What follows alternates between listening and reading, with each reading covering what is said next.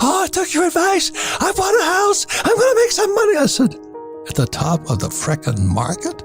Don't listen to your stupid real estate agent who tells you that, oh, the price of real estate always goes up, because it doesn't. When I hear people coming up to me and say, oh, the price of real estate going up and they're jumping in to buy real estate right now, I don't say anything. And the reason is that people are just getting into the hype. All this credit, it's actually debt, credit and debt, pumping into this economy, trying to prevent this crash. And if inflation keeps going, I get richer. I am extremely happy. And I think Biden, I'm not Republican or Democrat, he intentionally wants inflation. That's why he shut down the XL pipeline. That's why he stopped drilling to get oil prices up. When oil prices go up, you know, all these truckers in Ottawa screaming, they can't get food to the table and all this, prices of food go up. Inflation keeps going up regardless of what's going on, just because the policies of the Biden administration, shutting down the XL pipeline, stopping drilling of oil, so the price of oil goes up. I watch all this, and meanwhile, these people are jumping out and buying real estate like there's no tomorrow, and I can't even talk to them. We're on a turning point. But please understand, ladies and gentlemen, inflation makes the rich extremely rich. The middle class will pay higher taxes, and the poor will get poor because they're the ones who can't afford that $25 Wagyu steak that my friends are selling. So that's why we're one of the biggest critical turning points, and that's why I don't know how many years ago when I walked past Richard's book and Borders, and it says a dollar crisis. If you understand what's going on, the problem is the U.S. dollar. Because in 1944, it stopped being money. It just became the reserve currency of the world. And in 71, Nixon took the dollar off the gold standard. We're being set up right now, one of the biggest changes in world history. And so, oh, I bought a property. What do you think? I can't even talk to him, because this, to me, is 2007 all over again, and then the repo market collapsed. 2008, the market collapsed, and back in 2008, this guy named Bernanke, I believe it was, could print money. And this is where we are today. You've got to wake up, ladies and gentlemen, because otherwise you're just this stupid little hog just driving to slaughter. So America is we're at, not just America, we're one of the biggest turning points in world history. And like there was Rockefeller, one of those guys said is, when shoeshine boys are giving you stock tips, time to get out. And I was in Safeway the other night, and these people are coming up to me, I did what you said, I did what you said, I bought a rental property, I bought a rental property. And I came back home and I said to Kim, time to sell. It is so dangerous, but you can't talk somebody out of it because they drank the Kool-Aid. So that's why I'm really honored to have a dear friend, Richard Duncan, been friends for years. He helped Kim and I time the last turn back in 2008. We made fortunes because while everybody was selling, we were buying. And that time has come again. And so that's why please listen to what Richard Duncan has to say. A few months ago, the Fed was still creating $120 billion every month. And then in November, they said they were going to start tapering that, reducing that by $15 billion a month. But the very next month in December, they said they're going to double that and reduce it by $30 billion a month.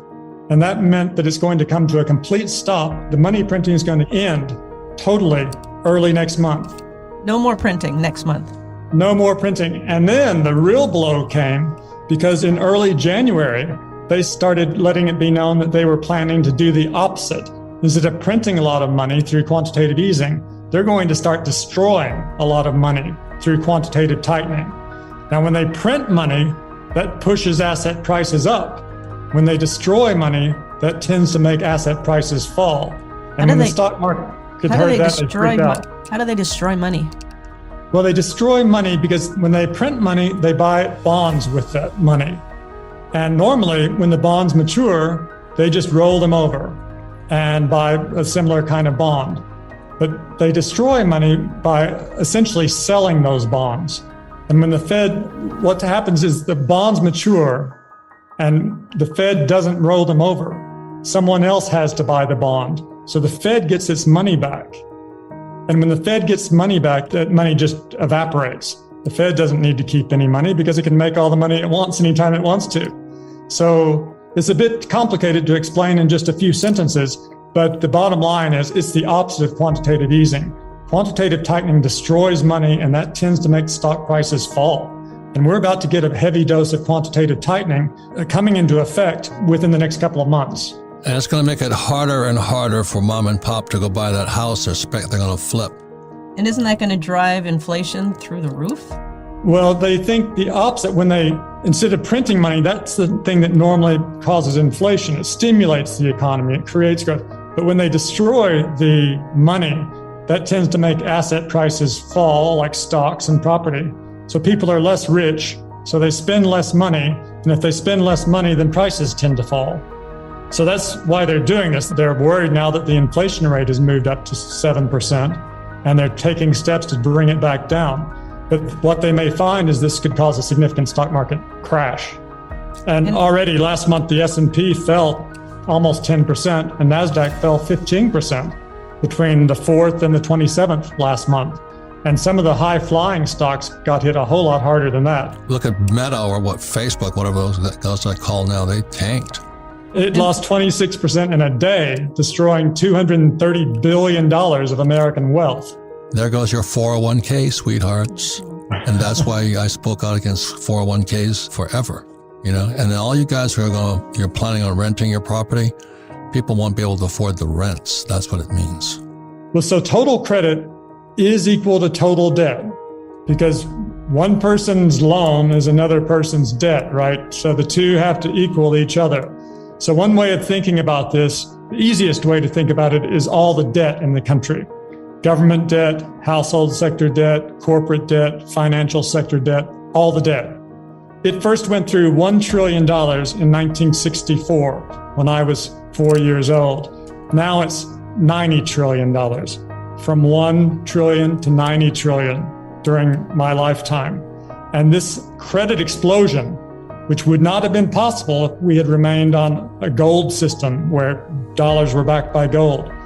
But this explosion of credit has transformed the world. Wait, Richard, hang on. You're speaking like an economist again.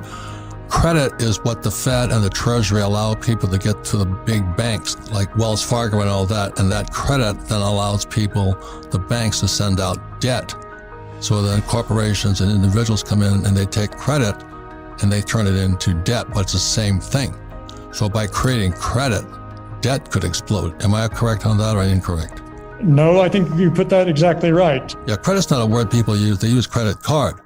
But they think about debt, their household debt. So that's what I'm saying. We don't teach economists. We teach everyday mom and pop who is trying to speculate on their 401k or their house. The reason I tend to use credit is because I say this system that we have now is not capitalism, it's creditism. Yes. Creditism sounds better than debtism. I tried that. Creditism works better. Yeah, capitalism to creditism. Because credit growth drives economic growth now. We're dependent on it. Yeah, what Richard is saying is the way America grew was because we produced products. Now we don't produce products, they create credit or debt. Am I correct on that one? That's right. Instead of our economy being driven by investment and savings as it used to be, it's now driven by credit creation and consumption, and more credit creation and consumption.